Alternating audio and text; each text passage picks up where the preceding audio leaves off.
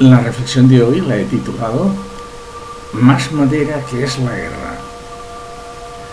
¿Recuerdas aquello que se le atribuye a Groucho Marx?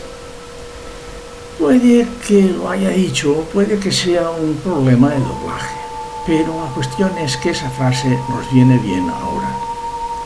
Hoy llevamos 80 días de guerra por la invasión de Ucrania.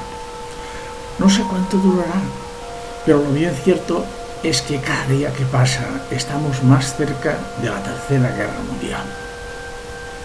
¿Recuerdas aquello del 24 de febrero en que Biden decía: Putin será un paria en la escena internacional? O aquello de que Putin ha elegido esta guerra y ahora él y su país tendrán que conocer las consecuencias.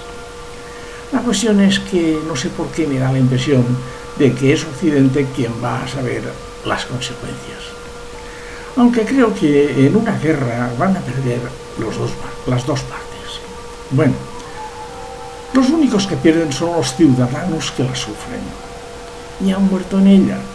Les han dejado cicatrices para toda la vida o los años que va a durar la crisis económica. Nada. Chulerías de Occidente contra los rusos en la otra guerra, la de la propaganda, aunque en la otra parte tampoco les van a la zaga. Ver saber la cantidad de improperios que se han cruzado entre ellos. Bueno, ya lo sabíamos, pero qué curioso es recordarlas y ver las chulerías paralelas a la propia guerra. Lo delicado de la cuestión es ir un poco más allá de ellas y ceñirnos a los hechos. ¿Lo analizamos? 1. El primer hecho es la propia invasión, aunque antes ya había empezado. 2. Después vino el dar armas al pueblo ucraniano, sin importar las muertes. Patriotismo de pandereta, cosa de intereses. 3. Se han contabilizado los minutos que tardaría el nuevo misil balístico intercontinental, el Sarmat, en llegar a las capitales de Occidente. 4.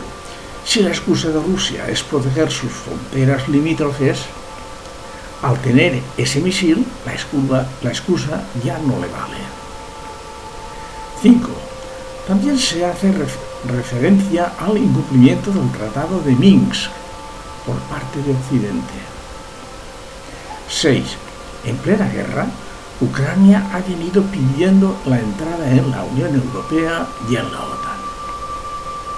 7.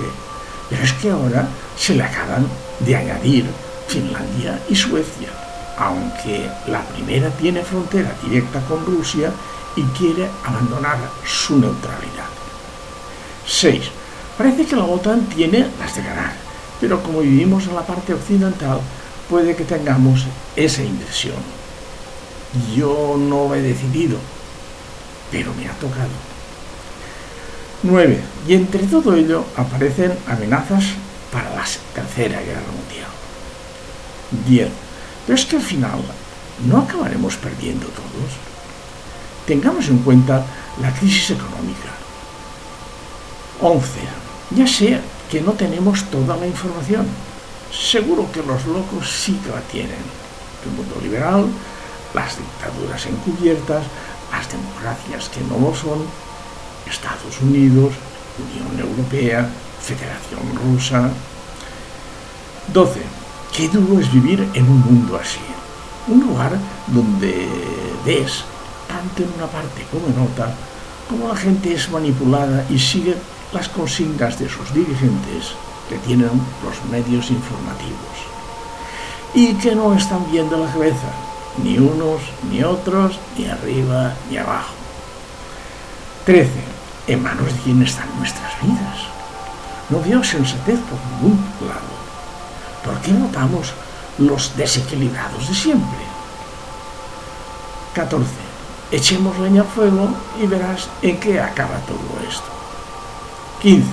Y por último, recuerda, a mayor gasto militar de los estados, mayor gasto en tráfico de armas y menor poder adquisitivo de sus ciudadanos.